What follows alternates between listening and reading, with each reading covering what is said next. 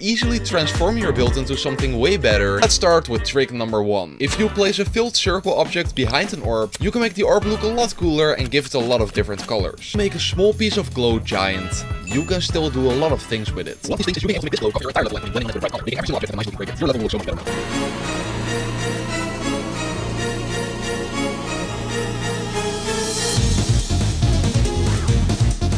Speed portals. Switch your spikes out for them. Once you hit one of these portals, make sure the next jumps aren't possible anymore.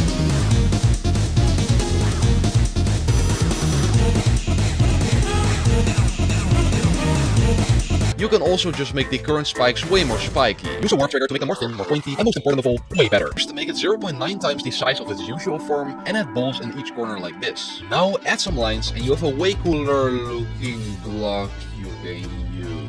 Make your level more interesting by adding small versions of your structure inside your level. And look, it's so much better now. 2 tips in 1. Fill a soul with black objects to make it look better. And not just that, you can make it rotate really slowly when typing this number into the rotate trigger speed, together with the rotation lasting 15 seconds. This is the end result. Lord have mercy. We must stay focused, brothers. We must stay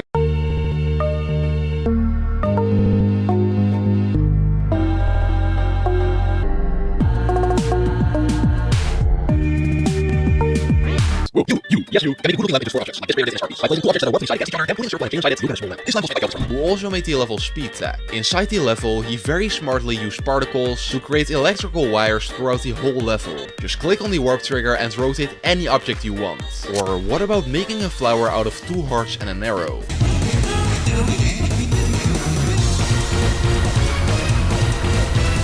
So time to go up a tier where we talk about way better stuff. It's time to talk about some more original editor hacks. Look, this block right now looks hella boring, but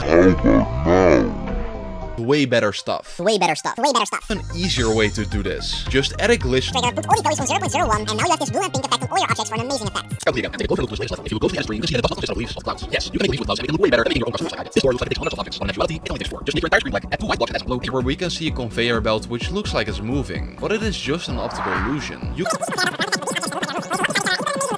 one in it. Boom! You now have a flickering object. Jump indicator. I made it to red whenever I need to jump, so instead of placing 10 indicators throughout my entire level, I can just place down 1 and call it a day. What if you make a level where people need to avoid obstacles that teleport you to an unescapable prison? Or even worse, a place with a crash trigger. That was a joke. Let's get serious again. Example. And make each one brighter than the previous one by adding 1 extra glow object. Quick editor tip. Use Ctrl Z to rapidly undo your... Okay. Time for 10 quick tricks. Use different buttons to move your object or rotate it. You can make blocks slippery by enabling the ice block function in the options at the group tab. Place one of these objects down in the editor and put tiny squares in them so they look like buildings. By warping 2 of these bushes to the right and to the left and combining them, you can create a more detailed cloud. If you go to the delete section and click on the bottom right button while having an object selected, you can from now on only delete that object, nothing else. The rest will stay intact when deleting stuff. Also with this feature, by enabling the select filter, you can select specific objects in one swipe. You can turn slopes into better looking spikes like this. Put animated objects to 1 frame so they become static and you can easily fit them into your level. Add random grass and bushes into your level to make it feel more alive. You can make a custom ladder with a lava animation, which will also make it swing realistically. Right now, enable link controls in the editor options. This will add a weird chain button on the left of your screen, which is really useful. By selecting the structure and clicking on the chain, it now counts as 1 object, and there's a way to easily select a specific portion of your level in one go. You can make a story night background in a single minute. These are the settings you need to use for it. Turn on ignore damage to playtest your level without dying the entire time. With the image mod, you can import any image you want in the game, from a stupid dog to a beach. Just don't use it too much like I did here. You can create an original perfect circle in the editor by typing a colon in the standard GD font. Put 2 of these symbols opposite to each other and keep rotating them one by one until it looks like a circle. Boom. Done.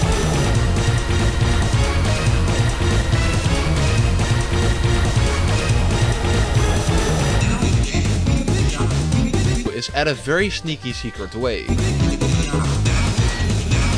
The following secret way only works in platformer mode. Place a dash orb somewhere in the level and turn it slightly up and turn to the left. When the player hits it, it'll lead to a wall where you slowly go up, and at the top, you guessed it, is your portal to victory.